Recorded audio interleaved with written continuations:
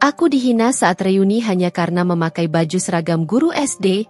Kubuat mereka semua malu saat tahu kalau aku adalah pemilik hotel bintang 5 tempat mereka reuni. Sebelum lanjut ke ceritanya, seperti biasa, jangan lupa absen dari daerah mana saja bunda-bunda semuanya. Agar tali silaturahmi kita makin erat. Yang sudah subscribe, semoga rezekinya makin lancar.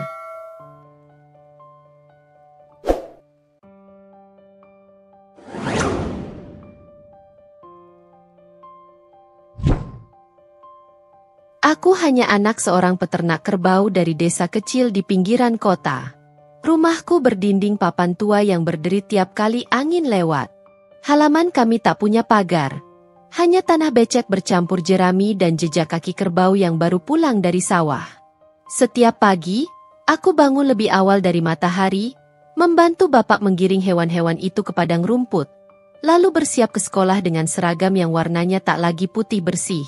Sekolah bukan tempat yang ramah untukku. Setiap langkahku terasa seperti berjalan di antara bisikan dan tawa mengejek. Aku tak pernah lupa sorot mata Dewi, anak kepala desa yang selalu berdiri paling depan, paling tinggi, dan paling bangga. Dia berjalan seperti dunia ini miliknya, dan kami semua hanyalah pelengkap penderita. Irma, jangan dekat-dekat, bajumu bau kandang, katanya suatu hari, lalu tertawa bersama teman-temannya. Aku hanya tersenyum kecil, menunduk, dan berjalan melewatinya. Sudah biasa. Setiap hari ada saja kata-kata baru untuk menghancurkan harga diriku, tapi aku memilih diam. Aku tak ingin membalas, bukan karena aku lemah, tapi karena aku tahu, yang menghina hanya orang yang takut melihat orang lain tetap berdiri setelah dijatuhkan. Aku punya mimpi yang mereka tak tahu, menjadi guru. Hidup sederhana, tapi bermartabat. Aku ingin berdiri di depan kelas, bukan hanya untuk mengajar huruf dan angka, tapi untuk membuktikan bahwa anak peternak pun bisa punya martabat, asal punya tekad. Tapi setiap kali pulang sekolah, langkahku terasa lebih berat dari beban buku di punggung. Kadang aku menangis di belakang kandang, tempat satu-satunya yang terasa aman dari dunia. Kadang aku bicara pada kerbau-kerbau bapak, seolah mereka bisa mendengar isi hatiku. Kalau aku jadi guru, kira-kira masih ada yang bilang aku bau kandang gak, Le? Tanyaku pada seekor kerbau yang sedang mengunyah rumput dengan tenang. Ia tak menjawab, tentu saja. Tapi diamnya selalu menenangkan. Tidak seperti manusia. Setiap malam, di bawah cahaya redup lampu minyak, aku belajar. Aku menulis lambat-lambat, karena buku tulisku terbatas. Aku hanya bisa berharap halaman itu kelak bisa membawaku keluar dari dunia kecil yang terlalu sempit untuk impian besar ini. Dan setiap kali aku merasa ingin menyerah, aku mengingat wajah bapak. Wajah lelah tapi bahagia saat melihatku pulang membawa nilai bagus. Kalau kamu bisa jadi guru, Enduk, itu bukan cuma mimpimu yang tercapai. Itu mimpiku juga, kata bapak suatu malam, saat kami duduk di depan kandang memandangi bulan. Aku tak menjawab. Air mataku sudah cukup bicara. Aku masih ingat jelas hari itu. Hari ketika semua rasa percaya diriku runtuh, dan untuk pertama kalinya aku mulai meragukan arti harga diri. Hari Senin yang panas, lapangan sekolah penuh dengan murid-murid berseragam putih biru, dan aku datang seperti biasa, dengan rambut dikuncir seadanya, sepatu robek di ujungnya, dan bau khas dari tubuhku yang sejak subuh sudah membantu bapak di kandang kerbau. Awas tuh, bau ternak lewat. Suara itu lantang. Tertawa di sekelilingku menyambutnya seperti tamu agung. Aku tak perlu menoleh. Aku tahu betul suara siapa itu. Dewi. Dewi, si anak kepala desa. Rambutnya lurus mengilap, kulitnya putih bersih, tasnya bermerek dan sepatunya selalu baru. Ia berdiri di gerbang sekolah seperti ratu menanti rakyatnya memberi hormat. Dan aku tak lebih dari figuran dalam cerita yang dia tulis sendiri. Si anak peternak dekil, kotor, dan tak pantas ada di antara mereka. Aku menunduk, tak menjawab, seperti biasa. Tapi pagi itu berbeda. Saat masuk kelas, Ibu guru membawa map tugas PR dan mulai menyebut beberapa nama yang mendapat nilai sempurna. Deg-degan, aku mendengar namaku disebut paling akhir. Dan yang membuat ibu bangga, Irma. Nilainya sempurna. Tulisannya rapi dan penjelasannya lengkap. Seisi kelas diam. Dan aku bisa rasakan mata Dewi membakar punggungku dari bangku depannya. Waktu istirahat, aku duduk di bawah pohon jambu dekat pagar sekolah, membuka bekal sederhana, nasi dan telur dadar. Lalu bayangan itu datang. Bagus banget ya PR kamu. Dewi mendekat. Senyumnya palsu, matanya licik. Tanpa sempat ku jawab, ia menyambar kertas tugasku dari meja. Dari mana kamu nyontek? Hah? Katanya sambil mengibas-ngibaskan kertas itu di udara. Aku ngerjain sendiri, Dewi. Aku nggak pernah nyontek. Jawabku tenang, meski suaraku bergetar. Tapi ia tertawa. Tertawa yang pahit dan menusuk. Anak kandang nggak mungkin pinter. Coba lihat bajumu. Lihat tanganmu. Kotor semua. Mana ada anak kayak kamu bisa ngerti pelajaran? Kertas itu diremas lalu disobeknya. Perlahan-lahan, seolah setiap sobekannya adalah cambukan ke wajahku. Potongan demi potongan jatuh ke tanah. Seperti sisa harga diriku yang direnggut tanpa izin. Aku diam. Tapi ada bara yang menyala dalam dadaku. Untuk pertama kalinya, aku tak hanya ingin menangis. Aku ingin melawan. Tanganku gemetar saat ku tarik potongan kertas dari tangannya. Mataku menatapnya, tidak lagi menunduk. Kamu boleh merobek kertas itu, Dewi. Tapi kamu gak akan pernah bisa merobek usaha yang aku buat untuk nulisnya. Dewi terdiam sejenak. Mungkin kaget karena aku berani bicara. Aku memang anak peternak, tapi aku bukan sampah. Dan aku akan buktiin. Suatu hari nanti kamu yang akan tunduk sama aku. Senyumnya melebar, mengejek. Tunduk sama anak kandang? Hah, lucu. Dia pergi, tertawa puas, disusul dua temannya yang selalu membuntuti seperti bayangan. Tapi aku tak peduli. Kali ini aku tak menangis.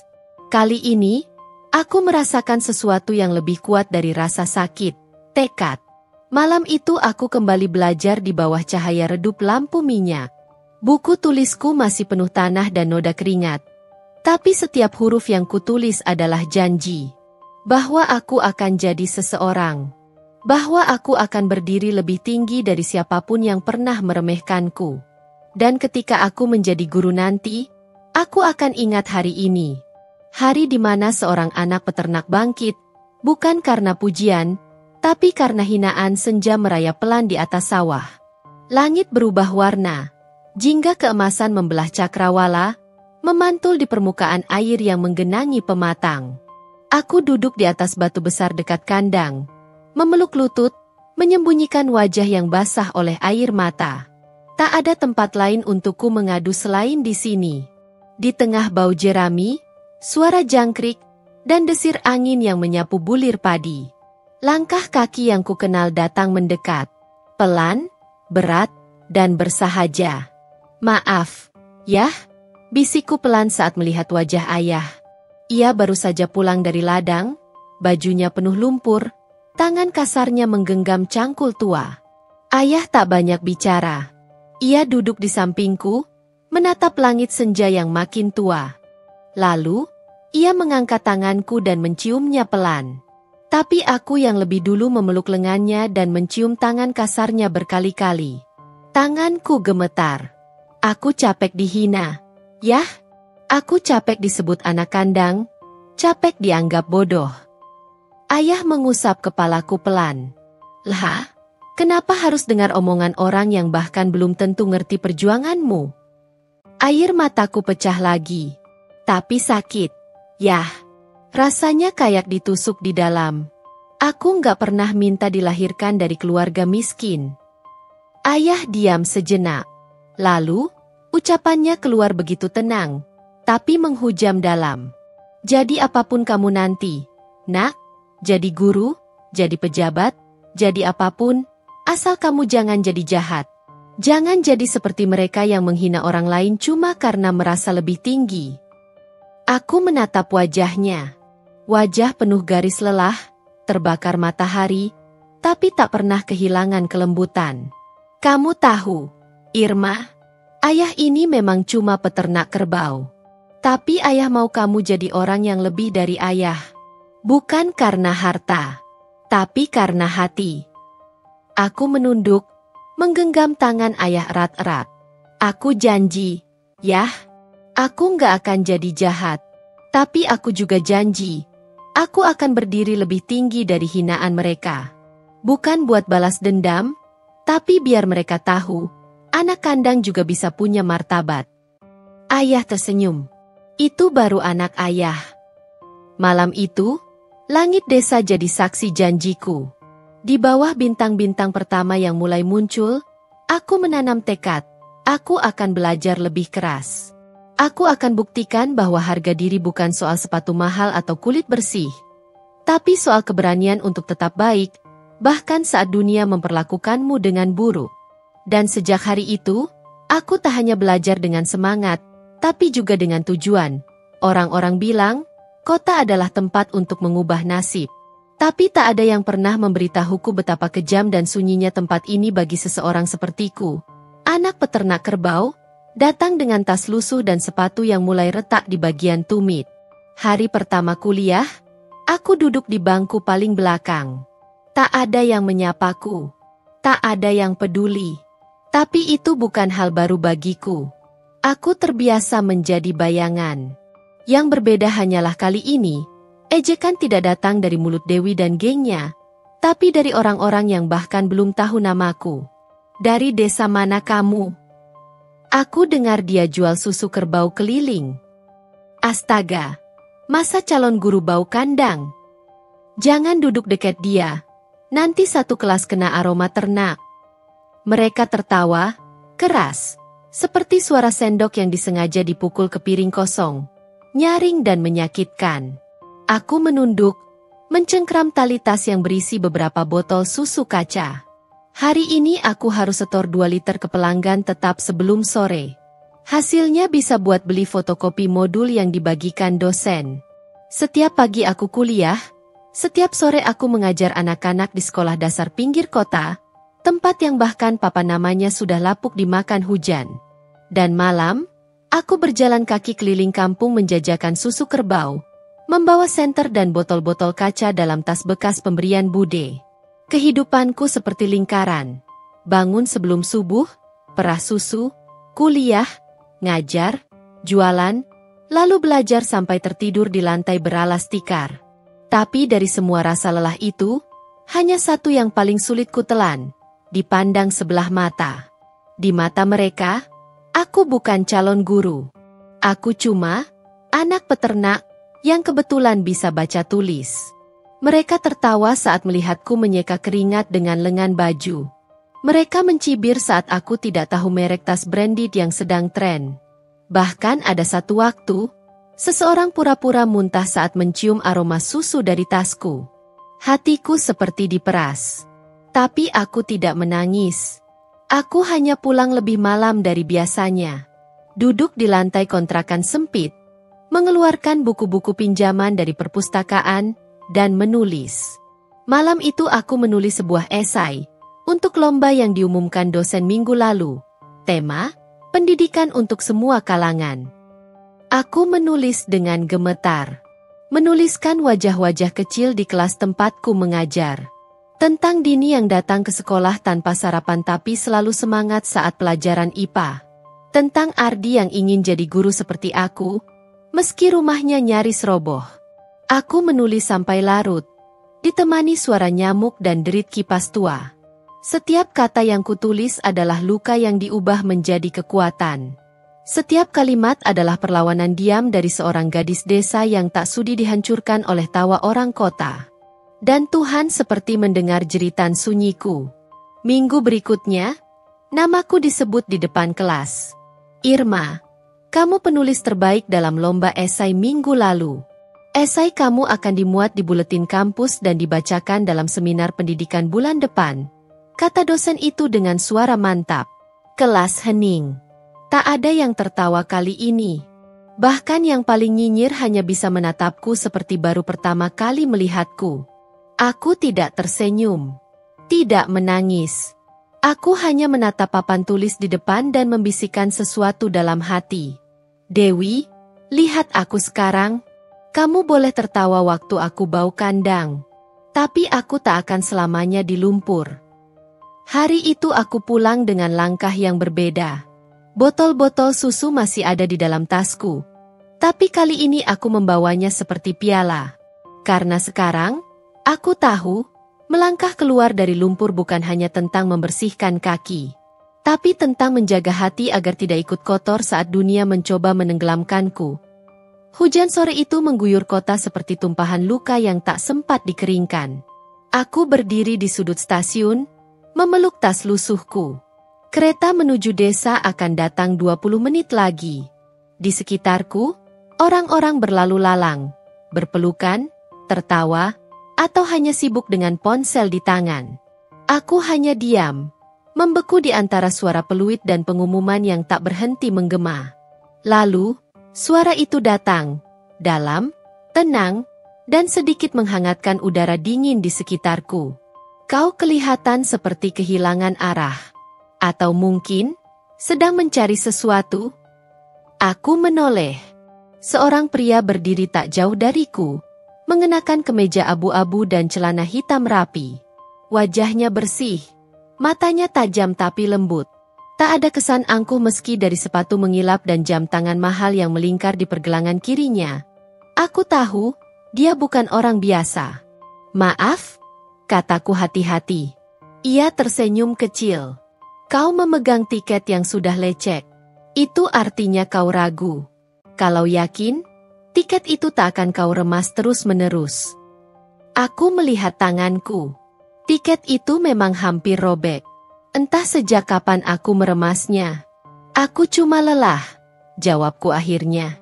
Dan ya, mungkin, aku sedang mencari alasan untuk pulang. Ia mengangguk, tak menyela. Lalu duduk di bangku besi panjang, menepuk sisi kosong di sebelahnya. Aneh, tapi aku duduk. Kami berbincang. Ringan, hangat, dan nyaman. Namanya Adrian. Ia sedang menunggu kereta yang sama. Katanya ia sering ke desa karena bisnis pertanian yang dikelola keluarganya. Lulusan mana? Tanyanya. Aku tertawa pelan. Tidak dari kampus ternama. Tapi cukup untuk mengajar anak-anak dusun yang lupa huruf A sampai Z. Ia terdiam sesaat. Lalu berkata, itu lebih dari cukup. Dunia butuh lebih banyak guru, dan lebih sedikit orang pintar yang lupa caranya merendah. Kata-katanya menampar lembut hatiku. Tak ada nada menggombal. Tak ada lirikan sok akrab. Hanya ketulusan yang anehnya tak asing. Hari itu kami naik kereta yang sama. Duduk di gerbong berbeda. Tapi sebelum turun, ia menemuiku lagi dan berkata, kalau kau tidak keberatan, bisakah aku tahu namamu lagi? Aku tersenyum. Irma, anak peternak kerbau, yang masih bau kandang meski sudah mandi 3 kali sehari. Ia tertawa, bukan tawa mengejek, tapi tawa yang menyambutku seperti teman lama. Aku akan ingat itu, Irma, karena kamu adalah orang pertama yang mengaku bau tanpa merasa rendah. Hari-hari setelah itu, kami sering bertukar pesan. Ia datang ke desa, membeli susu kerbau langsung dariku. Kadang, ia ikut duduk di pinggir kandang, bercengkerama dengan ayah. Tak banyak bicara soal pekerjaan atau latar belakangnya. Yang ia bicarakan hanya hal-hal sederhana. Langit, burung, sawah, anak-anak desa. Kenapa kamu begitu suka tempat seperti ini? Tanyaku suatu hari. Karena aku lelah hidup di tempat yang selalu mengukur segalanya dari apa yang kau punya, bukan siapa dirimu. Dari sana, semuanya mengalir seperti doa yang diam-diam dikabulkan Tuhan. Kami tak pernah menyatakan cinta seperti drama remaja. Tapi suatu pagi, Adrian datang bersama ibunya ke rumah. Ia bicara pada ayah. Saya ingin menikahi Irma. Tidak dengan pesta besar. Hanya akad sederhana. Tapi saya berjanji, ia tak akan pernah menyesal menjadikan saya rumahnya. Air mata ayah menetes. Itu pertama kalinya aku melihatnya begitu diam, tak banyak tanya. Mungkin, ia merasakan apa yang kurasakan, bahwa pria ini bukan sekadar takdir, tapi jawaban dari seluruh luka yang pernah kulalui. Kami menikah di musala kecil desa. Hanya keluarga dan beberapa tetangga dekat. Tak ada musik, tak ada gaun mewah. Hanya doa, senyum, dan mata-mata yang ikut basah karena haru. Dan saat aku menatap Adrian di pelaminan sederhana kami, aku tahu mungkin hidup tak akan mudah. Tapi bersamanya, aku tak lagi sendiri berjalan dalam lumpur. Karena kini, aku punya tangan yang menggenggamku. Kuat, hangat, dan tak pernah menilai dari bau tubuhku. Tapi dari isi hati yang selama ini kubungkam dalam diam. Adrian adalah suami yang penyayang. Ia selalu pulang dengan senyum, mencium keningku setiap pagi, dan tak pernah membiarkanku menyiapkan makan sendirian. Tapi di balik semua itu, ada sesuatu yang tak pernah benar-benar ku tahu, pekerjaannya. Ia selalu berkata, aku hanya orang biasa di bidang perhotelan. Tapi setiap kali aku tanya lebih lanjut, hotel mana, jabatan apa, siapa rekan-rekannya, senyumnya menjadi kabur. Seperti kabut pagi di atas sawah, terlihat, tapi tak bisa disentuh. Suatu malam, saat hujan turun deras, aku memberanikan diri. Mas, bisikku saat kami duduk di beranda, menikmati jagung bakar dan suara serangga.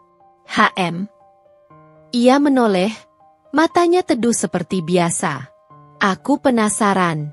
Sebenarnya, Mas itu kerja apa, sih? Maksudku, beneran. Bukan cuma orang perhotelan. Ia terdiam.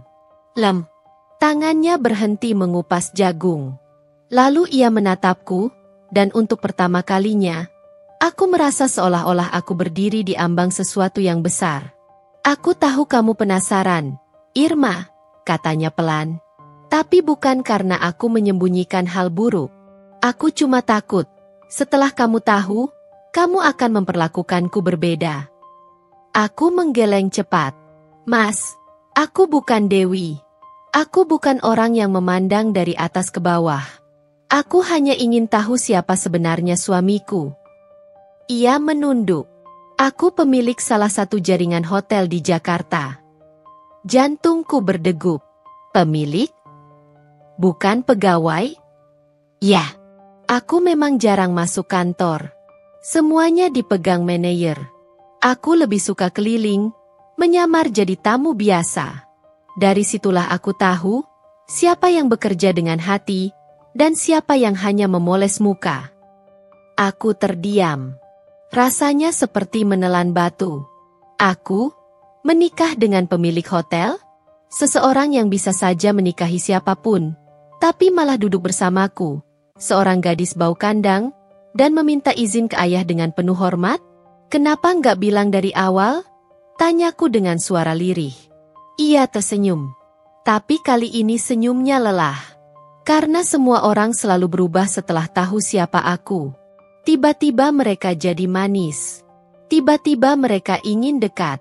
Tapi kamu tetap Irma yang dulu. Kamu marah kalau aku telat pulang. Kamu cemberut kalau aku lupa beli tahu goreng. Dan kamu mencintaiku tanpa embel-embel. Aku memeluknya. Tak peduli hujan mulai menetes di ujung ubin. Aku tak peduli lagi pada rahasia itu. Karena di pelukannya, aku tahu dia tidak sedang menyembunyikan kekayaan. Dia sedang melindungi kesederhanaan. Dan malam itu, aku sadar, cinta sejati memang tidak selalu diumumkan lewat pesta mewah. Kadang, cinta datang dalam bentuk laki-laki yang duduk bersamamu di kandang, mencuci susu kerbau dengan tangan sendiri, meski ia punya ratusan orang yang bisa melakukannya. Pagi itu, aku sedang menyuapi Bima sambil mendengarkan suara ayam jantan dari kandang belakang ketika surat itu datang. Bukan amplop biasa, warna krem dengan cetakan emas, Huruf-huruf melingkar elegan di bagian depan, undangan reuni Akbar SMA 1 Mandalika. Tanganku gemetar saat membukanya. Acara diadakan di salah satu hotel paling mewah di Jakarta. Hotel yang ternyata milik suamiku sendiri. Reuni, ya? Tanya Adrian sambil menyuapiku 1 sendok nasi goreng saat aku terdiam terlalu lama. Aku hanya mengangguk pelan. Iya. SMA. Sekolah yang isinya orang-orang yang dulu bikin aku pengen kabur setiap hari. Adrian duduk di sampingku, menatapku penuh kesabaran. Termasuk Dewi. Aku mengangguk lagi. Nama itu masih seperti jarum di bawah kuku. Kalau kamu gak mau datang, aku bisa bilang ke panitia, katanya lembut. Tapi Irma, kamu gak perlu terus lari dari masa lalu. Aku menatapnya. Aku bukan lari. Aku cuma takut. Takut rasa sakitnya datang lagi. Takut semua luka yang udah susah payah aku sembuhkan, dibuka paksa di depan banyak orang. Adrian menggenggam tanganku. Kalau mereka berani membuka luka itu, aku akan jadi orang pertama yang berdiri di sampingmu. Kamu nggak sendiri. Aku diam lama. Kepalaku penuh bayangan tawa mengejek, kertas tugas yang disobek Dewi, dan suara guru yang selalu memihak yang kaya. Aku akan pikirkan. Malamnya aku tak bisa tidur. Aku berdiri di balkon, memandangi bintang-bintang. Suara ayah yang sudah lama tiada kembali terngiang. Jadi apapun kamu nanti, Irma, jangan pernah merasa rendah. Orang yang benar-benar tinggi, gak akan pernah merasa harus menginjak orang lain. Air mataku jatuh. Pelan tapi pasti, aku tahu ini bukan sekadar reuni. Ini tentang berdiri tegak di depan orang-orang yang pernah membuatku membungkuk karena rasa malu. Dan aku siap menghadapi mereka. Hari itu, aku berdiri di depan cermin, mengenakan seragam guru yang sederhana, baju putih polos dengan rok hitam, sepatu hitam yang sudah sedikit usang, dan rambut terikat rapi. Aku merasa seakan semuanya sudah sempurna, dan aku siap untuk menghadapi apapun yang akan datang. Namun, saat aku melangkah ke dalam ballroom hotel mewah itu, rasa percaya diriku mulai tergerus. Suara musik yang meriah seolah semakin mempertegas perbedaan antara aku dan semua orang di sana. Di sekitar meja-meja bulat yang tertata rapi, para tamu mengenakan gaun malam yang berkilau dan jas formal yang mahal. Aku merasa seolah melangkah ke dunia yang bukan tempatku. Semua mata menatapku, beberapa dari mereka tersenyum simpul, ada yang tertawa kecil di belakang tangan. Mereka mungkin melihatku seperti seekor bebek di tengah angsa-angsa yang anggun. Aku tak perlu menebak. Aku tahu persis apa yang mereka pikirkan. Si gadis desa yang berpakaian seperti guru SD, datang ke acara dengan anggapan bisa jadi bagian dari dunia mereka. Di sudut ruangan, aku melihat Dewi, ratu sekolah yang dulu selalu memandang rendah. Ia mengenakan gaun merah darah yang mempesona, dengan rambut terurai indah, dan senyum yang seolah memancarkan keangkuhan. Wajahnya tak berubah sejak dulu. Hanya matanya yang sekarang mengandung sedikit rasa ingin tahu yang tajam. Aku mengambil napas dalam-dalam dan berjalan dengan langkah mantap ke arah meja pendaftaran. Tiba-tiba, seseorang memanggilku. Irma? Kamu? Beneran Irma? Aku menoleh. Dewi. Suaranya sama seperti dulu, mencerca, namun kali ini ada sedikit keheranan di sana. Aku tersenyum tipis. Iya, Dewi. Lama nggak jumpa. Dewi tertawa pendek, tak bisa menyembunyikan kebingungannya. Tapi, kamu datang dengan pakaian seperti itu? Seragam guru? Bukan yang aku bayangkan. Aku menahan napas, berusaha tetap tenang. Aku bangga dengan pekerjaanku, Dewi. Setiap anak yang aku ajar adalah harta yang tak ternilai. Dewi menyeringai. Oh, begitu. Kalau gitu, kamu pasti lebih bahagia daripada kita yang cuma bisa tampil di sini, ya? Aku menatapnya tajam. Bukan soal kebahagiaan yang bisa dilihat dari luar. Coba pikirkan lagi, Dewi. Kalau aku lebih bahagia, bukan berarti aku lebih rendah darimu. Ia terkesiap, lalu tersenyum sinis. Tentu, pakaian kita yang menentukan, bukan? Pakaian mewah, status, uang, itu yang akan membuat kita bahagia. Aku tak bisa menahan diri. Mungkin bagi sebagian orang. Tapi untukku, kebahagiaan bukan soal berapa banyak uang yang bisa dibeli dengan pakaian. Itu soal melakukan yang benar. Soal memberikan yang terbaik dengan apa yang kita miliki. Tiba-tiba, suara Adrian terdengar di belakangku. Ia muncul seperti pahlawan yang datang tepat pada waktunya, mengenakan jas yang sederhana namun elegan. Irma, sudah siap? Kita harus bertemu beberapa orang penting.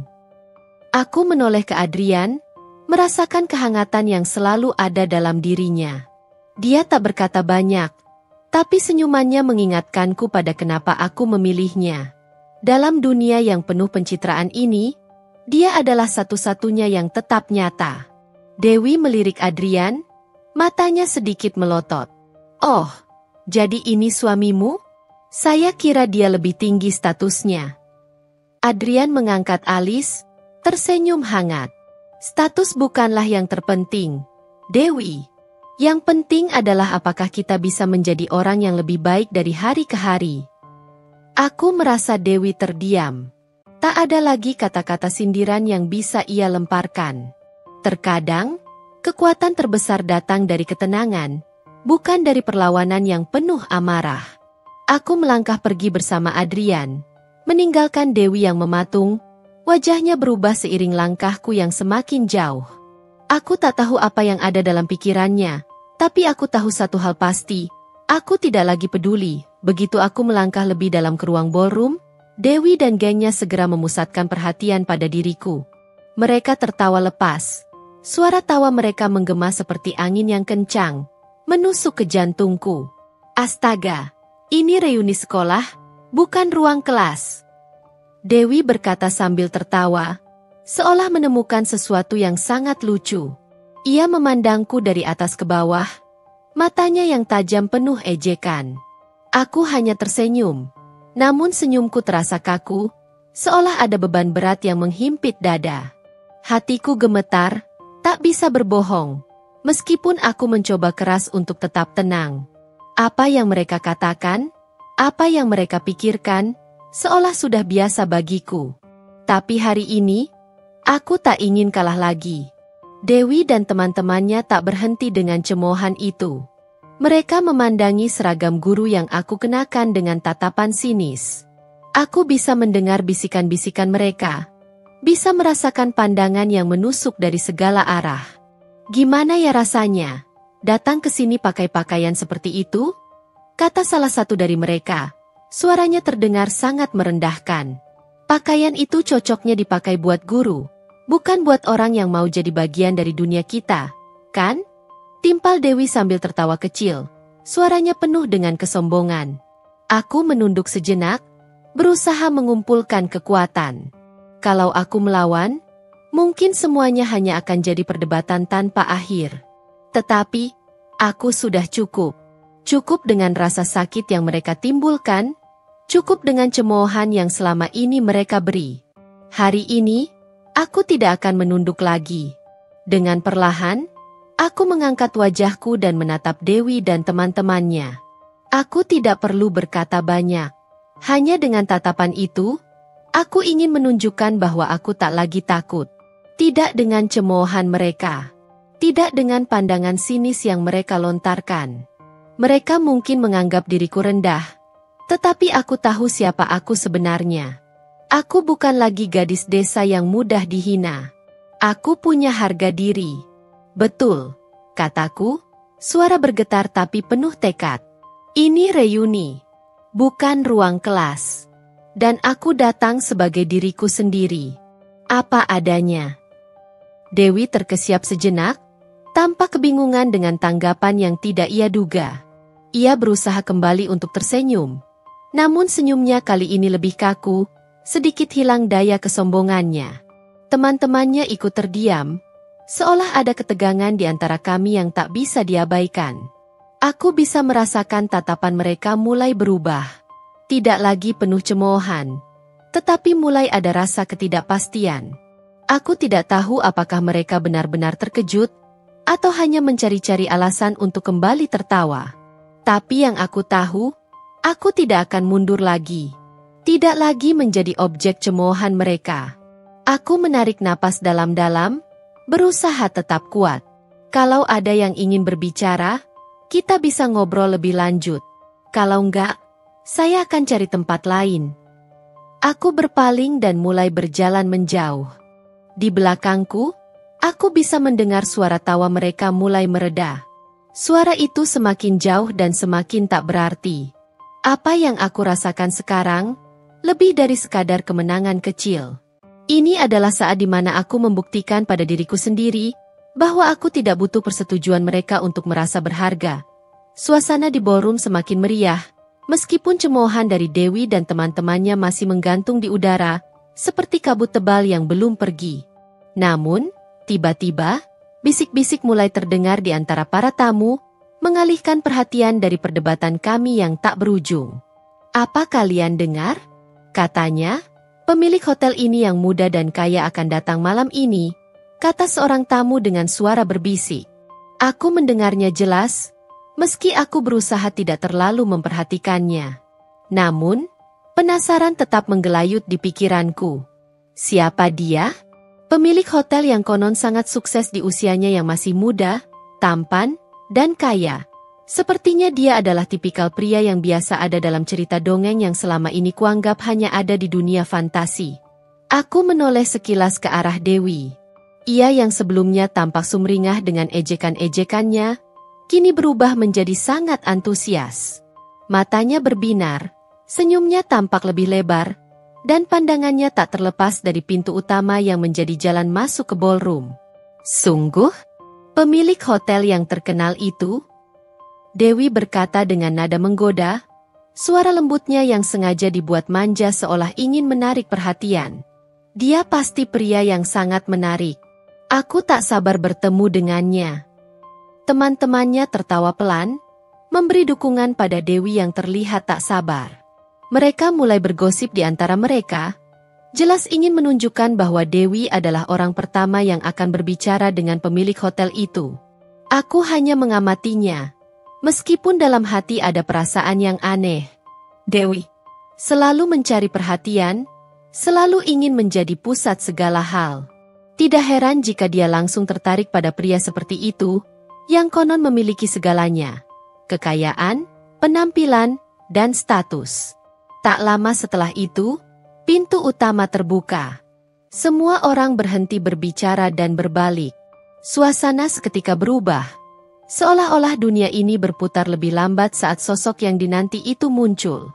Seorang pria tinggi, mengenakan jas yang pas dengan tubuh tegapnya, berjalan dengan langkah percaya diri. Di belakangnya, beberapa pria yang tampaknya pengawal atau kolega bisnisnya mengikuti, namun pria itu sendiri yang memancarkan aura yang sangat berbeda. Dia tampak muda, lebih muda dari yang aku bayangkan. Rambut hitamnya sedikit berantakan, namun tetap terlihat rapi. Senyumnya tidak lebar, tetapi cukup membuat para tamu di sekitarnya terpesona. Wajahnya tegas, dengan mata yang tajam, tetapi ada ketenangan dalam cara dia berjalan. Semua mata langsung tertuju padanya. Ada semacam daya tarik yang tak bisa dipungkiri, seolah dia adalah magnet yang menarik perhatian siapapun. Dewi berdiri lebih tegak, menata rambutnya yang sedikit berantakan, kemudian melangkah mendekat. "Selamat malam, Tuan. Anda pasti pemilik hotel yang sangat terkenal ini." Dewi berkata dengan suara yang sengaja dibuat lebih lembut, penuh dengan nada menggoda. Pria itu menoleh ke arahnya, dan sejenak, ada tatapan yang bisa kutangkap, tatapan yang seolah menilai, bukan hanya sekadar melihat.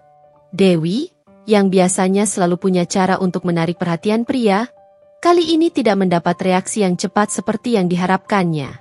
"Ya, saya Adrian. Senang bertemu," jawabnya dengan suara rendah namun jelas, dengan senyum tipis yang tak bisa disembunyikan. Namun, senyum itu bukan senyum yang penuh rayuan, hanya senyum yang tampak alami, seperti seseorang yang nyaman dengan dirinya sendiri. Dewi sedikit terdiam, mungkin terkejut dengan respons Adrian yang lebih datar daripada yang dia harapkan. Namun, dia tetap mencoba menyembunyikan kekecewaannya. "Wah, saya dengar hotel Anda adalah yang terbaik di kota ini.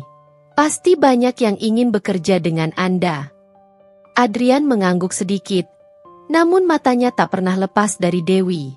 "Saya selalu mencari orang-orang yang bisa membawa perubahan positif. Jika Anda berminat bekerja dengan kami, saya pasti akan mempertimbangkan." Dewi terkesiap, mencoba untuk mengendalikan diri, dan senyumnya kembali. Tentu saya sangat tertarik."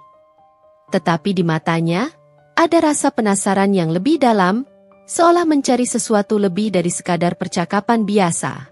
Aku berdiri agak jauh dari mereka, merasa sedikit terasing dalam keramaian ini. Meski aku tidak tahu banyak tentang Adrian, ada sesuatu yang aneh tentang cara dia memandang Dewi. Seolah dia bisa melihat melalui tingkah laku dangkal yang Dewi coba tampilkan. Mata Adrian kini berpaling ke arahku. Aku sempat ragu, namun akhirnya, ia memberikan senyum tipis, seolah mengakui bahwa dia telah melihatku di antara kerumunan.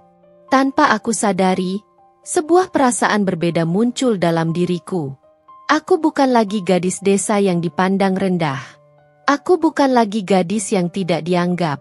Karena sekarang, ada seseorang di sini, di tengah gemerlap dan kebisingan, yang melihatku dengan cara yang berbeda. Suasana di ballroom terasa semakin hangat dengan percakapan yang mulai kembali hidup, meski sisa-sisa cemoohan Dewi dan gengnya masih terasa di udara. Orang-orang tampak larut dalam kesibukan mereka sendiri, berusaha menyembunyikan keinginan untuk bertemu dengan Adrian, pemilik hotel yang sudah lama dibicarakan. Namun, saat pintu terbuka, tiba-tiba, dunia seakan berhenti sejenak. Sosoknya muncul di ambang pintu, tinggi, tegap, mengenakan jas hitam yang sempurna, dan langkahnya begitu tenang namun penuh kekuatan. Aura yang dipancarkannya membuat setiap pasang mata tertuju padanya. Suasana yang tadinya riuh kini berubah menjadi hening, hanya ada bisikan pelan yang mengiringi kedatangannya. Aku terdiam sejenak, tak dapat mengalihkan pandangan dari wajahnya.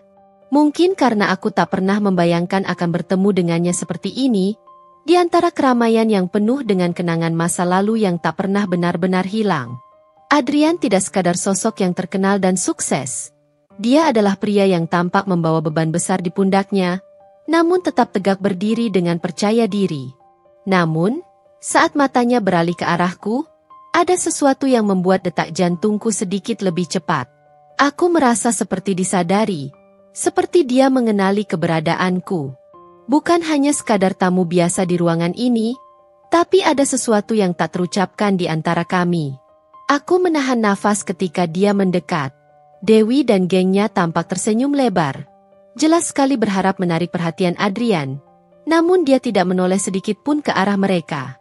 Fokusnya tetap pada diriku. Ada sesuatu yang begitu menenangkan dalam tatapan itu. Tatapan yang penuh pemahaman, seolah tahu apa yang telah kuterima dan hadapi dalam hidupku.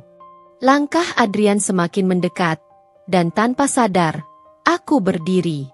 Sebuah dorongan dalam diriku mendorongku untuk bergerak maju, mendekat ke arahnya. Tidak ada kata-kata yang diucapkan, hanya isyarat halus yang membuatku tahu bahwa aku harus melakukan ini, bukan karena keterpaksaan, tapi karena ada sesuatu yang lebih besar dari sekadar formalitas. Dengan hati yang sedikit berdebar, aku membungkuk dan dengan lembut mencium tangannya. Tangan yang kuat, tapi terasa lembut. Tangan yang tampak sudah menyentuh begitu banyak hal, mengendalikan dunia yang luas. Namun saat berada di tanganku, ia terasa begitu manusiawi. Aku tidak tahu mengapa, tetapi saat itu juga, aku merasa seperti kembali pada akaranku. Seperti kembali menjadi Irma yang sederhana, yang mungkin pernah ada sebelum dunia menjadi rumit dengan segala kemewahan dan cemoohan. Adrian menatapku, matanya sedikit menyipit, seolah dia mengerti lebih dalam dari apa yang aku rasakan. Senyum tipis muncul di bibirnya, tidak lebar, namun cukup untuk membuat hatiku berdebar. Aku senang bertemu denganmu, Irma, katanya pelan, suaranya dalam, penuh ketenangan yang tak terhingga. Aku terkejut. Bagaimana dia tahu namaku? Mungkin saja dia telah melihatku sebelumnya. Di antara keramaian atau mungkin di sebuah kesempatan yang tak terduga. Tapi saat itu, aku merasa seperti semua pertanyaan yang sempat muncul di pikiranku tentang Adrian, tiba-tiba saja menghilang. Ada sesuatu yang lebih dalam, sesuatu yang tidak bisa dijelaskan dengan kata-kata. Senang bertemu dengan Anda juga, Tuan Adrian. Jawabku dengan lembut, suaraku hampir bergetar. Aku tidak tahu apa yang sedang terjadi. Hanya saja aku merasa sebuah jembatan tak kasat mata terbentuk di antara kami. Suasana di ruangan itu kembali terasa hidup. Meski beberapa mata masih menatap kami, mencoba menilai apa yang sedang terjadi. Tapi aku tidak peduli. Aku tahu bahwa saat itu, aku bukan hanya Irma, gadis yang datang dengan seragam guru dan membawa luka lama. Saat itu, aku adalah seorang wanita yang akhirnya merasa dihargai, dan aku tahu bahwa ada lebih banyak hal yang bisa terjadi di masa depan. Hal-hal yang tidak bisa diprediksi, namun menunggu untuk dijalani. Dan di antara keramaian yang kembali berlanjut, aku merasakan sesuatu yang lebih dari sekedar percakapan biasa. Sesuatu yang mungkin akan mengubah segalanya. Keheningan menguasai ruangan saat Adrian memelukku, lembut namun penuh makna. Semua mata yang tadinya tertuju padaku seakan terpesona oleh kebersamaan kami. Namun ada sesuatu yang tak terucapkan di antara tatapan mereka. Mungkin kekaguman, mungkin rasa iri, atau mungkin hanya kebingungan. Namun, yang paling mencolok adalah Dewi. Wajahnya memerah, bibirnya terkatup rapat. Aku bisa merasakan energi dari tubuhnya yang hampir meledak karena cemburu. Itu adalah tatapan yang tidak asing bagiku. Tapi kali ini, aku merasa lebih kuat, lebih berdiri tegak. Adrian menarik tubuhku sedikit menjauh, cukup untuk menatap mataku dengan serius, namun lembut. Sayang, kamu sudah lama menunggu? Tanyanya, suaranya pelan, tapi cukup untuk menyusup ke dalam hati yang terisak. Aku tak bisa menahan senyum. Tidak ada lagi keraguan di mataku. Hanya rasa aman yang aneh, yang tidak bisa aku jelaskan dengan kata-kata. Aku menatapnya, hatiku berdegup lebih kencang dari sebelumnya. Tidak terlalu lama, jawabku, dan meskipun kata-kataku sederhana, ada kebahagiaan yang mengalir dalam suaraku. Aku merasa seperti menemukan tempat yang akhirnya bisa kumiliki. Tempat di mana aku dihargai, bukan hanya dipandang sebelah mata seperti dulu. Adrian tersenyum lebar, senyum yang tidak sering ia tunjukkan kepada orang lain. Senyum itu adalah tanda bahwa ia tahu, di depan semua orang yang pernah meremehkanku, aku sekarang berdiri di sampingnya, bukan lagi sebagai gadis desa yang mudah dipandang rendah. Aku ada di sini. Dan aku dipilih oleh pria yang bukan hanya mapan, tapi juga penuh cinta. Dewi dan gengnya masih mematung. Mereka hanya bisa menatap kami dengan perasaan yang campur aduk. Mungkin mereka mengira mereka akan melihatku di bawah, terjatuh, seperti yang selalu mereka harapkan. Tapi kali ini, aku tidak jatuh. Aku berdiri dengan tegak, dalam pelukan suamiku yang menghargai setiap bagian dari diriku. Dewi akhirnya membuka mulut, mencoba meraih perhatian dengan suaranya yang bergetar. Tapi, kamu tidak bilang apa-apa sebelumnya. Kami bahkan tidak tahu bahwa kamu menikah dengan dia. Suaranya terpotong, seperti ada ganjalan di tenggorokannya. Kekagetan dan rasa tidak percaya jelas terlihat di wajahnya. Aku hanya tersenyum tipis. Tentu saja kamu tidak tahu, Dewi. Aku juga tidak merasa perlu mengumumkan semuanya kepada dunia. Adrian menambahkannya dengan suara tenang namun pasti, karena kami memilih untuk menjalani hidup ini dengan cara kami sendiri. Aku merasa angin segar saat dia berkata demikian. Ada kekuatan dalam setiap kata yang keluar dari mulutnya, dan aku tahu, saat ini, aku bukan hanya berdiri di samping seorang pria kaya. Aku berdiri di samping seseorang yang menghargai hidup, yang tahu betul bagaimana caranya menjaga sesuatu yang berharga. Tatapan Dewi mulai berubah. Dari rasa tidak percaya menjadi sesuatu yang sulit untuk diterka. Dia mungkin merasa kalah, atau mungkin ada sedikit penyesalan yang muncul. Tapi aku tak ingin fokus padanya. Hari ini bukan tentang Dewi atau gengnya. Hari ini adalah tentang aku dan kami. Adrian memegang tanganku dengan lembut, kemudian melirik ke arahku dengan senyum yang semakin lebar. Apakah kamu ingin pergi bersamaku? Ada tempat yang ingin kuberitahukan padamu. Aku mengangguk, merasa seolah kami berdua sedang melangkah ke dunia yang berbeda. Dunia yang hanya kami berdua yang tahu. Dunia yang lebih baik, yang lebih tenang, dan penuh dengan kemungkinan yang belum pernah terbayangkan sebelumnya. Saat kami berjalan menjauh dari keramaian, aku bisa merasakan mataku tidak lagi dilihat dengan tatapan hinaan atau cemoohan. Semua yang terjadi, semua keputusan yang telah kuambil, kini membawa aku pada titik ini. Pada tempat di mana aku merasa dihargai, diterima, dan mungkin, untuk pertama kalinya, dicintai tanpa syarat. Dewi dan gengnya masih berdiri di sana, mencoba mengerti apa yang baru saja terjadi, tapi aku tahu, semuanya sudah berubah. Dan aku, Irma, gadis desa yang dulu dipandang rendah, akhirnya mendapatkan kebahagiaanku di tangan pria yang sangat kukagumi. Suasana di sekitar kami masih tegang, seperti ada magnet yang menarik semua perhatian, memusatkan pandangan mereka ke arahku. Dewi, yang biasanya begitu lancang dengan kata-katanya, kini terlihat seperti boneka yang kehilangan tali penghubung. Matanya terbuka lebar, mulutnya sedikit terbuka, tapi tak ada kata yang keluar.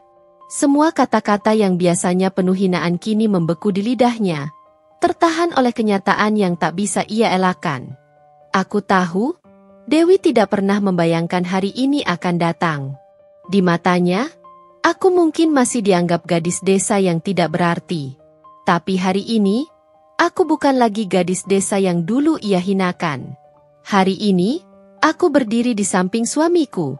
Seorang pria yang di mata mereka jauh lebih berharga daripada sekedar pekerjaan guru honorer atau penjual susu kerbau.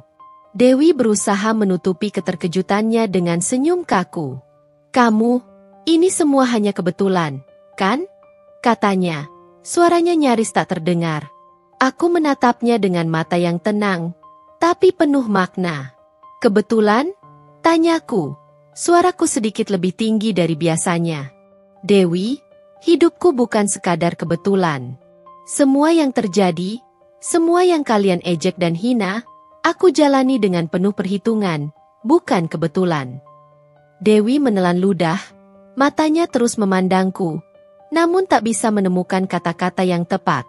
Aku bisa melihat betapa sulit baginya untuk menerima kenyataan bahwa aku, Irma, yang dulu dianggap hanya sebagai gadis desa, sekarang menjadi seseorang yang jauh lebih dihormati daripada dia, dalam hal-hal yang lebih mendalam daripada hanya uang atau status. Aku melanjutkan, suaraku kini penuh dengan ketegasan yang selama ini kusembunyikan. Balas dendamku bukan dengan dendam. Aku tidak perlu menjadi seperti kalian. Aku hanya butuh membuktikan bahwa aku bisa lebih dari yang kalian bayangkan. Bukti bahwa aku bisa lebih dari sekadar yang kalian lihat dulu. Aku bisa melihat perubahan di wajah Dewi. Dari kebingungannya, wajahnya mulai merona merah, seolah wajahnya panas karena malu yang tak bisa ia tahan. Semua teman-temannya, geng yang selama ini selalu berada di samping Dewi, hanya terdiam. Mereka terperangah, seolah tidak tahu apa yang harus mereka katakan. Ini bukan hanya tentang aku dan Dewi. Ini adalah tentang mereka semua. Tentang semua orang yang pernah menertawakan siapa aku sebelumnya. Adrian, suamiku, menyadari kekuatan kata-kataku. Ia tidak berkata apa-apa, hanya tersenyum bangga. Senyum itu tidak hanya untukku, tetapi untuk kami berdua.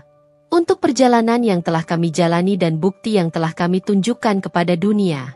Aku tahu ini bukan akhir dari segala hal. Masih banyak orang yang akan menganggapku rendah, akan terus mengingatkan siapa aku dulu. Tapi aku sudah melangkah jauh. Aku tidak akan kembali.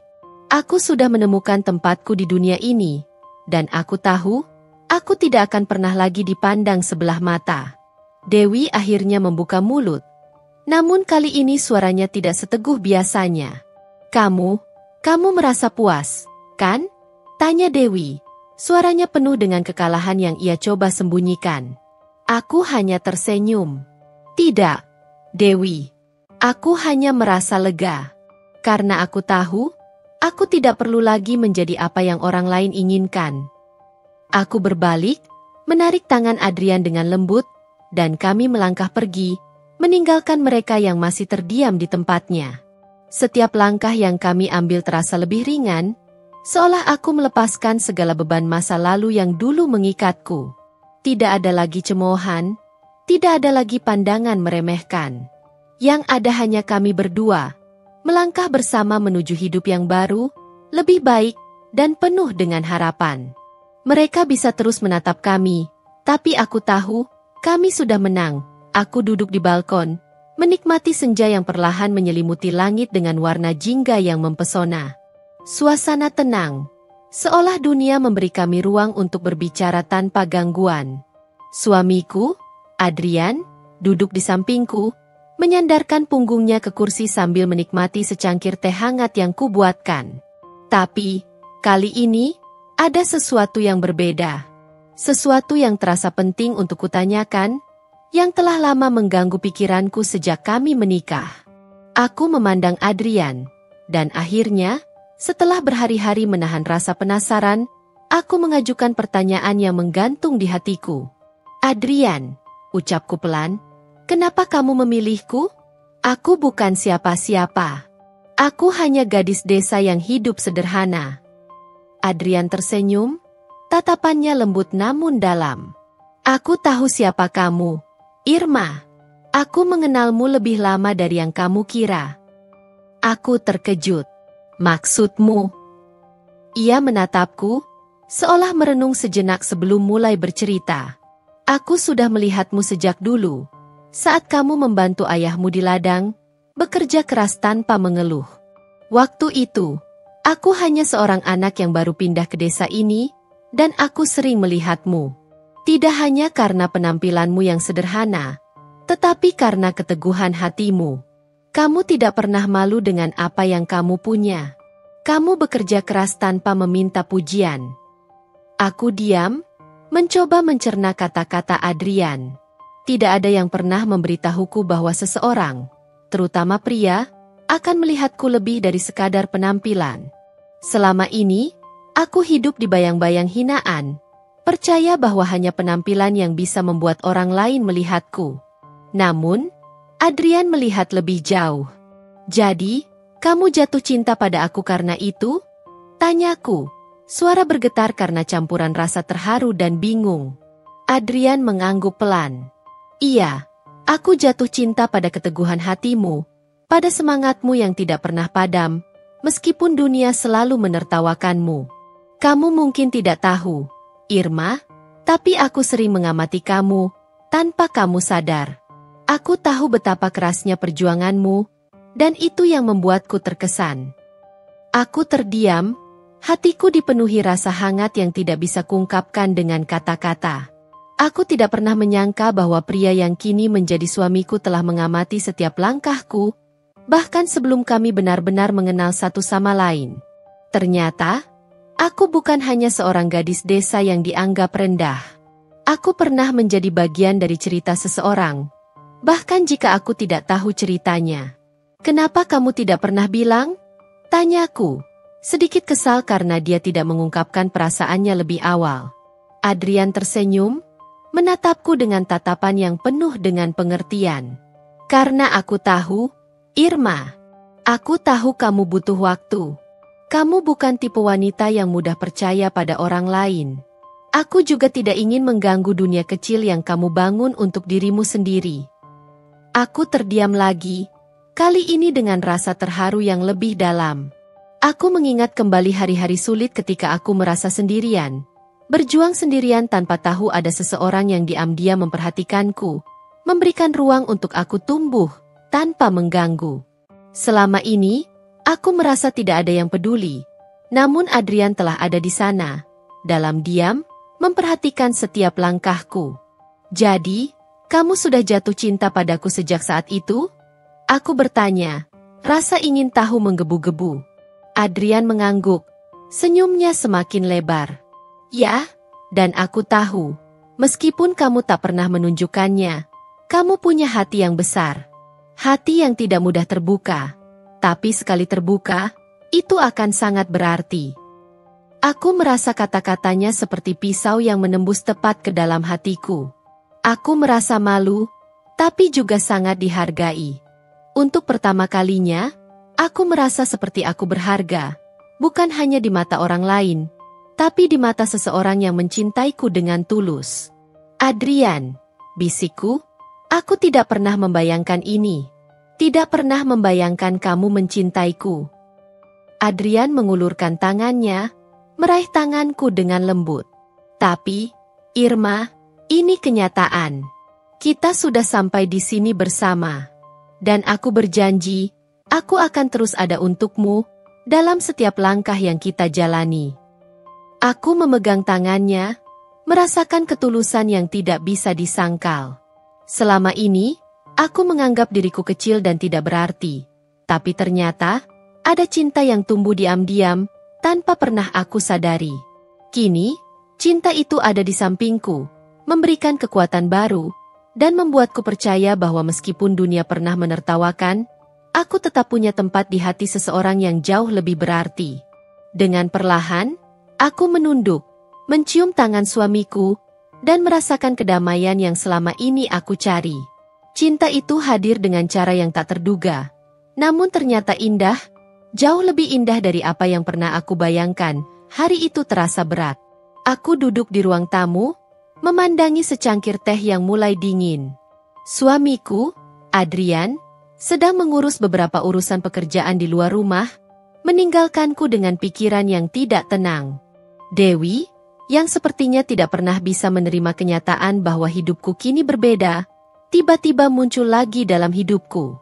Tiba-tiba, pintu terbuka dan Dewi masuk dengan senyum yang terlalu manis untuk dipercaya. Ia berjalan anggun, mengenakan gaun mewah yang mengingatkanku pada masa-masa aku menjadi objek ejekannya. Dewi langsung duduk di kursi depan, matanya menatapku dengan senyuman tipis yang penuh arti. Aku tahu, ada sesuatu yang sedang ia rencanakan. Saya ingin bicara dengan suamimu, Irma, katanya dengan nada yang terdengar manis, namun aku bisa merasakan ada kepalsuan dalam suaranya. Mungkin saya bisa membantunya dalam beberapa urusan bisnis. Aku menatapnya, mencoba bersikap tenang. Aku tahu persis apa yang sedang ia coba lakukan. Dewi tidak pernah bisa menerima kenyataan bahwa ia bukan lagi pusat perhatian. Bahwa aku yang dulu, rendah, kini hidup dalam kebahagiaan yang tak pernah ia dapatkan. Beberapa saat kemudian, Adrian datang. Wajahnya yang tenang dan penuh ketenangan menenangkan hatiku. Namun aku tahu ada sesuatu yang mengganggu pikirannya. Dewi segera berdiri dan mendekatinya dengan langkah anggun, seolah sedang berusaha memikatnya dengan pesona yang selalu ia banggakan. Saya yakin Anda sudah banyak mendengar tentang saya, Pak Adrian, kata Dewi, berbicara dengan lembut sambil menggoda. Bisnis kita bisa lebih berkembang jika Anda mau bekerja sama dengan saya. Adrian menatapnya dengan mata yang dingin, tak terlihat sedikit pun tertarik. Aku bisa merasakan ketegangan di udara, dan jantungku berdetak cepat. Dewi terus berbicara, mencoba menarik perhatian suamiku dengan cara yang lebih pribadi. Adrian, Dewi melangkah lebih dekat.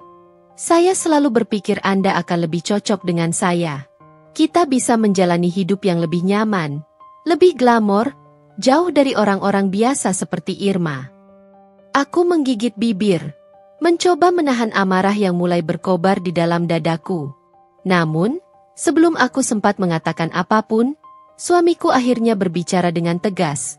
Suaranya dalam dan penuh penegasan.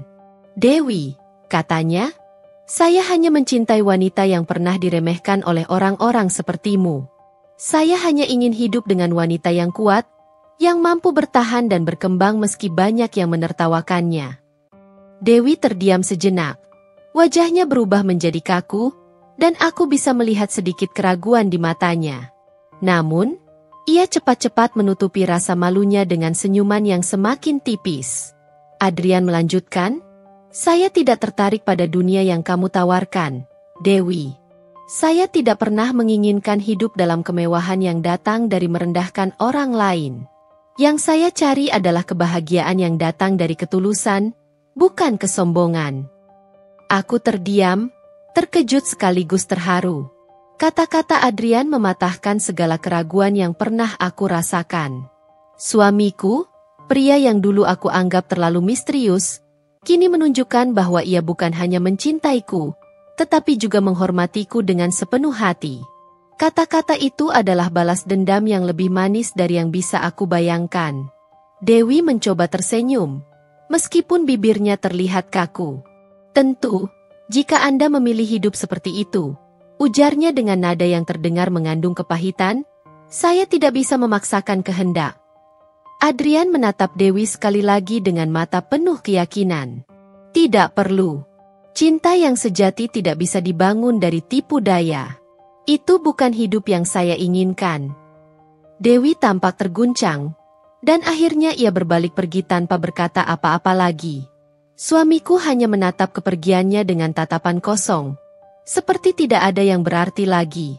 Aku menatap Adrian dengan perasaan yang campur aduk, rasa bangga, terharu, dan tentu saja, cinta yang semakin mendalam. Dalam diam, aku tahu bahwa apa yang terjadi hari itu bukan hanya tentang Dewi, tetapi tentang bagaimana suamiku melindungiku, menghormatiku, dan memilihku sebagai yang paling berharga dalam hidupnya.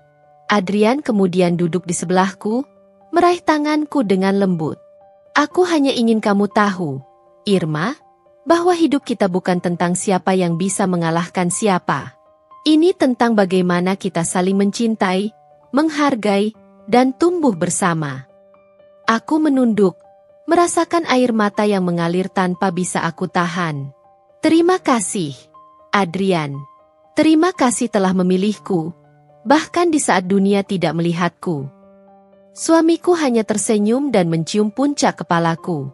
"Kamu lebih dari yang mereka bayangkan, Irma. Kamu adalah rumahku, dan aku akan selalu melindungimu." Dan dengan itu, aku merasa dunia ini tidak pernah lebih adil. Hari itu, aku dan suami berdiri di depan panggung kecil di aula sekolah yang dulu pernah menjadi saksi bisu ejekan dan hinaan Dewi serta teman-temannya. Tapi kini, suasananya berbeda.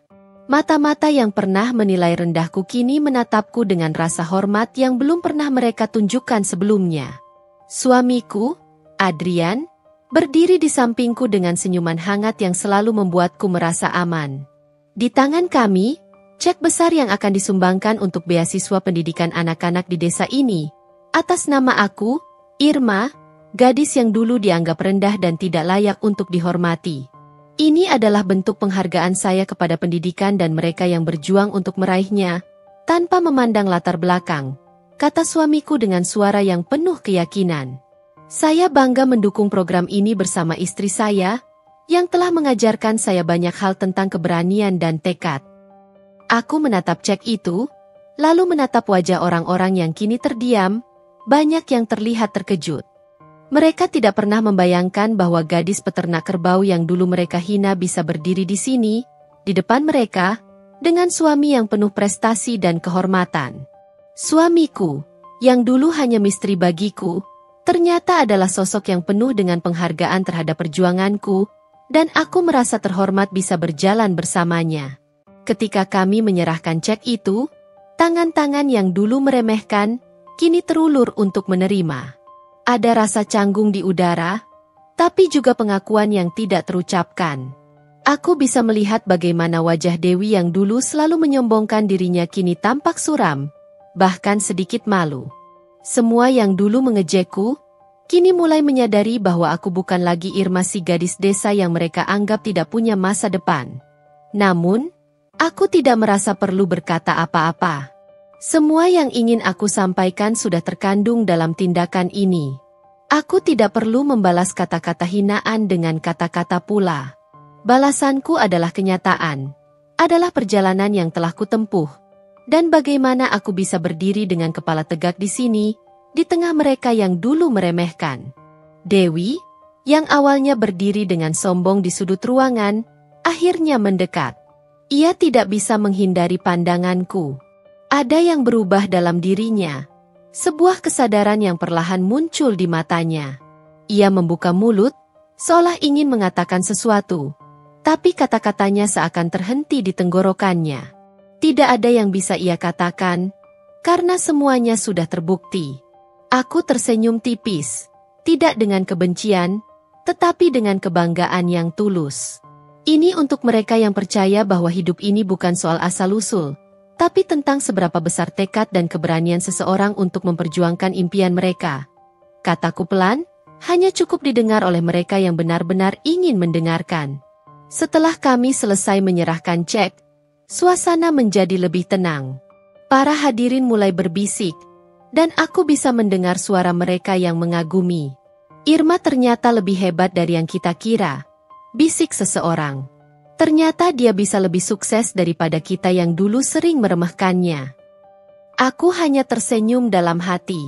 Ini bukan tentang pembalasan, bukan tentang membuat mereka merasa bersalah. Ini tentang perjalanan panjang yang aku tempuh untuk menunjukkan pada diri sendiri bahwa aku bisa, bahwa aku lebih dari sekadar yang mereka bayangkan. Suamiku menggenggam tanganku dengan lembut. Kita sudah melakukannya, Irma, katanya. Ini bukan hanya tentang uang atau sumbangan, tapi tentang memperlihatkan dunia siapa dirimu yang sebenarnya. Aku menatapnya dengan penuh rasa terima kasih. Terima kasih sudah mempercayai aku, Adrian. Kami keluar dari aula itu bersama, meninggalkan keramaian dan sorotan mata yang terus mengikuti kami.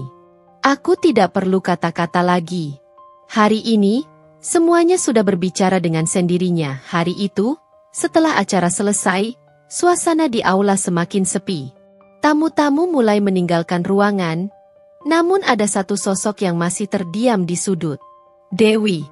Aku melihatnya berdiri sendiri, dengan tangan terkulai di samping tubuh, matanya sembab, dan bibirnya yang kering bergetar menahan isak. Aku tahu betul bahwa Dewi adalah seseorang yang terbiasa menjadi pusat perhatian. Selama ini, hidupnya selalu penuh dengan kemewahan dan pengagungan. Tapi hari ini, sesuatu yang berbeda terjadi. Semua yang dulu ia anggap miliknya kini beralih ke tanganku. Adrian, suamiku, pria yang dulu ia impikan, kini ada di sisiku. Dia tidak melihat Dewi lagi, dia hanya melihat aku. Dewi yang dulu menatapku dengan pandangan meremehkan kini harus menelan kenyataan pahit bahwa hidupnya tidak secerah yang dia bayangkan. Aku mendekat, melangkah pelan menuju tempat Dewi berdiri. Dia tidak bergerak, bahkan ketika aku sudah cukup dekat dengannya. Hanya isakan kecil yang terdengar dari mulutnya. Dewi, si anak kepala desa yang selalu merasa lebih tinggi dari siapapun, kini terpojok oleh kenyataan yang tak bisa dia lawan. Apa kamu sudah puas melihatku jatuh, Dewi? Tanyaku, suara aku nyaris tidak terdengar. Tapi ada kepedihan yang mengalir dalam kata-kataku, bukan untuknya, tapi untuk diriku yang dulu pernah begitu hancur karena perlakuannya. Dewi menatapku, air mata mengalir tanpa bisa dibendung. Aku tidak pernah mengira hidupku akan seperti ini. Isaknya, wajahnya merah karena tangisan yang tertahan. Aku selalu berpikir kamu tidak akan pernah berhasil, Irma. Aku selalu berpikir aku lebih baik. Tapi lihatlah hidupku sekarang. Aku diam sejenak, memperhatikannya. Di balik air mata yang membasahi wajahnya, aku melihat rasa kalah yang besar.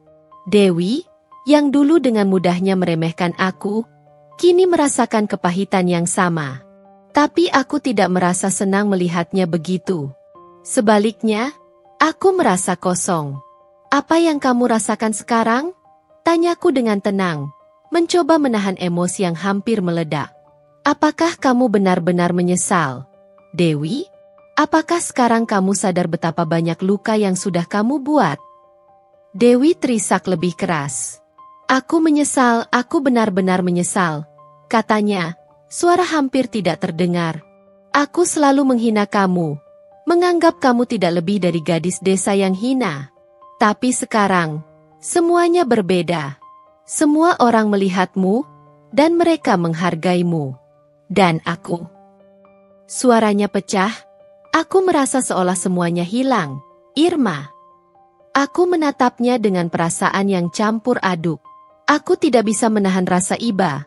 Tapi aku juga tidak bisa membiarkan diriku merasa lebih baik hanya karena dia sedang terluka. Aku sudah melangkah jauh dari masa lalu kami yang penuh kebencian dan pengkhianatan. Ini bukan waktunya untuk membalas atau mempermalukannya. Sudah lama aku memaafkanmu, Dewi. Ucapku perlahan, kata-kataku mengalir seperti aliran sungai yang menenangkan. Aku sudah memaafkanmu sejak dulu. Aku memilih untuk maju, bukan untuk terjebak dalam kebencian atau rasa sakit. Dewi menatapku dengan mata terbelalak, seolah tidak percaya dengan apa yang baru saja kudengar. Aku tahu itu bukan kata-kata yang dia duga akan keluar dari mulutku. Tapi aku sudah cukup lama membawa beban itu. Aku tidak ingin membiarkan masa lalu mengendalikan aku lagi. Aku tidak akan membiarkan diriku merasa lebih baik hanya karena melihat kamu menderita. Lanjutku. Kita semua punya jalan hidup yang berbeda. Dewi. Aku sudah memilih jalan hidupku, dan aku bahagia dengan itu. Aku berbalik, meninggalkan Dewi yang masih terdiam, menangis di sudut ruangan. Langkahku mantap, dan meskipun hatiku masih terasa berat, aku tahu bahwa aku tidak lagi harus terbebani oleh masa lalu. Aku tidak membalas dendam dengan kata-kata pedas atau dengan sikap sombong. Aku membalasnya dengan damai. Aku membalasnya dengan kebahagiaan yang tidak bisa dirampas oleh siapapun, termasuk Dewi. Karena, pada akhirnya, yang paling berharga dalam hidupku adalah kedamaian yang sudah kutemukan, bukan hanya dengan suamiku, tetapi juga dengan diriku sendiri. Hari-hariku kini terasa seperti lukisan yang tenang. Tidak ada lagi kebisingan atau kecemasan yang mengisi pikiranku, hanya kebahagiaan yang sederhana namun mendalam. Aku bangun pagi, merapikan rumah, mempersiapkan sarapan untuk anak-anak, dan bergegas menuju sekolah. Meskipun kini aku menjadi istri dari pria yang memiliki hotel mewah, aku tetap menjadi guru di sekolah kecil yang dulu menjadi tempatku bertumbuh. Aku tidak pernah melupakan akar pedesaan yang membesarkanku. Aku bangga dengan itu. Di kelas, aku mengenakan pakaian sederhana, tetap seperti dulu. Bukan gaun mewah atau aksesori berharga. Cukup dengan pakaian guru yang nyaman, aku merasa lengkap. Mengajar anak-anak, memberi mereka pengetahuan, dan mendidik mereka untuk menjadi manusia yang lebih baik, adalah kebahagiaan tersendiri bagiku. Aku tidak pernah merasa malu menjadi seorang guru, meskipun dunia luar mungkin menganggapnya biasa-biasa saja. Bagiku, mengajar adalah panggilan hidup, dan aku merasa beruntung bisa melakukan pekerjaan ini. Anak-anakku yang kini sudah mulai tumbuh besar, sering bercerita tentang bagaimana mereka bangga dengan ibunya. Mereka tahu, ibunya bukan hanya seorang guru yang mengajar di sekolah, tapi juga ibu yang penuh kasih, yang tidak pernah melupakan pelajaran hidup yang berasal dari akar pedesaan. Mereka tidak pernah merasa kekurangan, karena aku selalu mengajarkan mereka untuk bersyukur dengan apa yang ada, dan untuk menghargai kerja keras. Adrian, suamiku, selalu mendukungku. Dia tahu betapa besar cintaku pada profesiku sebagai guru, dan dia tak pernah menghalangi aku untuk terus melanjutkan pekerjaan itu.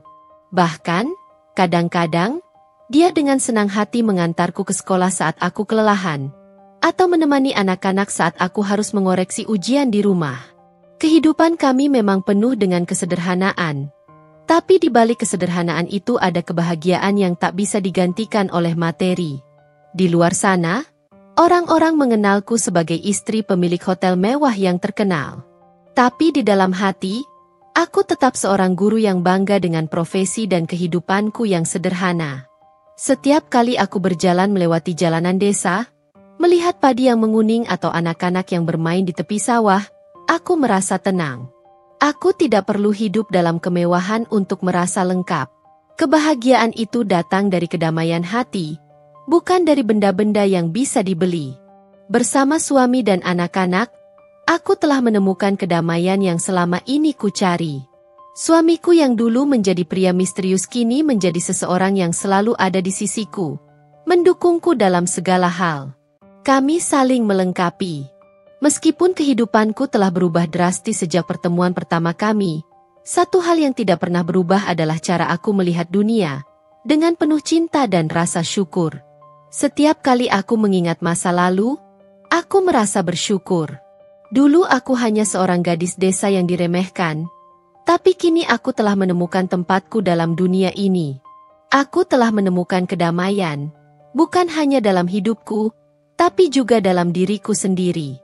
Aku adalah guru, ibu, dan istri, 3 peran yang mengisi hari-hariku dengan penuh arti. Acara amal itu digelar di hotel mewah milik Adrian, suamiku. Di sana, di hadapan orang-orang kaya dan berpengaruh, aku berdiri di atas panggung. Aku mengenakan gaun sederhana yang tetap menonjolkan siapa diriku. Seorang wanita yang tidak melupakan akar pedesaannya, seorang guru yang bangga dengan profesinya. Di hadapan mereka, aku mulai bercerita. Beberapa tahun yang lalu, aku hanyalah seorang anak peternak kerbau dari desa kecil. Kataku, suaraku agak gemetar di awal, namun aku mencoba menguatkan diri. Aku pernah diremehkan, dipandang sebelah mata, hanya karena aku lahir di tempat yang orang-orang anggap tak berarti. Namun, aku belajar bahwa harga diri tak ditentukan oleh latar belakang kita, tapi oleh keberanian kita untuk bermimpi, untuk melangkah, meski langkah itu penuh dengan rintangan. Di barisan depan, para tamu mendengarkan dengan seksama, beberapa di antaranya memandangku dengan penuh kekaguman. Tapi ada satu sosok yang paling menarik perhatianku, Dewi. Dia duduk di barisan belakang, mengenakan gaun malam yang mewah, wajahnya yang dulu selalu angkuh kini terlihat begitu rapuh. Aku bisa melihat dia menyeka air mata yang jatuh perlahan di pipinya. Aku melanjutkan ceritaku, mengingat segala yang pernah terjadi. Masa-masa sekolah adalah waktu yang paling sulit. Aku sering dihina, dijadikan bahan tertawaan, terutama oleh seorang gadis bernama Dewi. Dia selalu merasa lebih baik, lebih pantas dihormati. Tapi aku belajar sesuatu yang lebih penting dari semua itu. Aku belajar bahwa kekuatan sejati bukan datang dari berapa banyak orang yang memujimu, tapi dari kemampuanmu untuk tetap berdiri tegak saat semua orang mencoba menjatuhkanmu. Aku berhenti sejenak, merasakan perasaan campur aduk yang menyelimuti hatiku. Bagaimana bisa hidup begitu rumit dan sulit? Tapi pada akhirnya aku bisa berdiri di sini. Bagaimana dulu aku yang lemah dan dihina bisa berbicara di hadapan orang-orang hebat ini, dengan kepala tegak dan rasa bangga? Aku melirik Dewi sekali lagi. Kali ini, matanya terbenam dalam rasa sesal yang mendalam, dan aku bisa merasakan keheningan yang menekan di antara kami. Aku tahu, dia mendengar setiap kata yang kuucapkan. Aku tidak pernah membalas dendam, lanjutku. Tapi aku ingin memberi pelajaran. Hidup ini tidak hanya tentang siapa yang bisa menjatuhkanmu, tapi tentang siapa yang bisa bangkit setelah terjatuh. Aku mungkin tak memiliki kekayaan, tak punya harta yang banyak, tapi aku punya harga diri. Aku punya impian yang menjadi kenyataan, dan itu lebih berharga dari apapun yang bisa dibeli. Aku menatap hadirin yang kini terdiam, dan kemudian beralih kembali ke Dewi yang tidak bisa menyembunyikan air mata. Jadi, jika ada yang merasa diremehkan, jangan pernah merasa kurang. Karena jalan menuju puncak tidak selalu mulus. Dan aku sudah membuktikan bahwa seseorang yang pernah berada di lumpur pun bisa mencapai puncak. Aku turun dari panggung setelah selesai berbicara, dan saat aku melintas di dekat Dewi, aku mendengar isaknya yang semakin kuat. Dia tak mengucapkan sepatah kata pun, hanya menatapku dengan tatapan yang penuh penyesalan. Aku tidak perlu berkata apapun. Hanya dengan kehadiranku di sana, dengan apa yang sudah aku capai, semuanya sudah menjadi balasan yang lebih dari cukup. Aku tidak ingin membalasnya dengan kata-kata atau tindakan. Aku sudah memaafkannya sejak lama. Dan malam itu, di antara gemerlap lampu mewah dan percakapan-percakapan hangat, aku tahu satu hal yang pasti. Aku telah menemukan tempatku di dunia ini. Dari lumpur yang dulu menguburku, kini aku berdiri tegak di atas puncak, menjadi inspirasi bagi diri sendiri dan bagi orang lain yang dulu meremehkan. Aku berdiri di balkon kamar hotel mewah yang dulu hanya kulihat di TV, memandang kota yang gemerlap di bawah sana. Angin malam menyentuh wajahku dengan lembut, membawa aroma segar yang menenangkan. Di sampingku, Adrian, suamiku, berdiri diam, tangan kami saling menggenggam, seakan mengikat segala yang telah kami lewati. Kami berdiri di sana, hanya berdua, di antara gemerlap dunia yang tak pernah kuimpikan dulu. Aku menatapnya, dan untuk pertama kalinya dalam hidup, aku merasa benar-benar damai. Tak ada lagi bayangan masa lalu yang menghantui, tak ada lagi perasaan sakit yang dulu kubawa setiap hari. Aku tersenyum, senyum yang penuh kedamaian. Aku tak pernah ingin membalas. Aku hanya ingin mereka tahu, aku juga bisa. Adrian menatapku dengan tatapan penuh kasih sayang, seolah memahami setiap kata yang kuucapkan. Kamu lebih dari cukup, sayang, jawabnya pelan, menatapku dengan mata yang penuh cinta. Kamu sudah membuktikan bahwa siapapun bisa bangkit, meski berasal dari tempat yang terendah sekalipun. Aku mengangguk perlahan. Dalam setiap perjalanan yang penuh perjuangan, aku telah belajar bahwa balas dendam yang sesungguhnya bukanlah tentang menghancurkan orang yang pernah meremehkanmu, tapi tentang menemukan kebahagiaanmu sendiri. Kebahagiaan yang tulus, yang tak bisa diukur dengan kekayaan atau status, tetapi dengan kedamaian dalam hati dan keteguhan pada tujuan hidup. Aku menoleh ke arah kota yang bersinar di bawah sana. Semua itu bukan tentang kemenangan atas orang lain, melainkan tentang bagaimana aku berhasil menemukan diriku sendiri.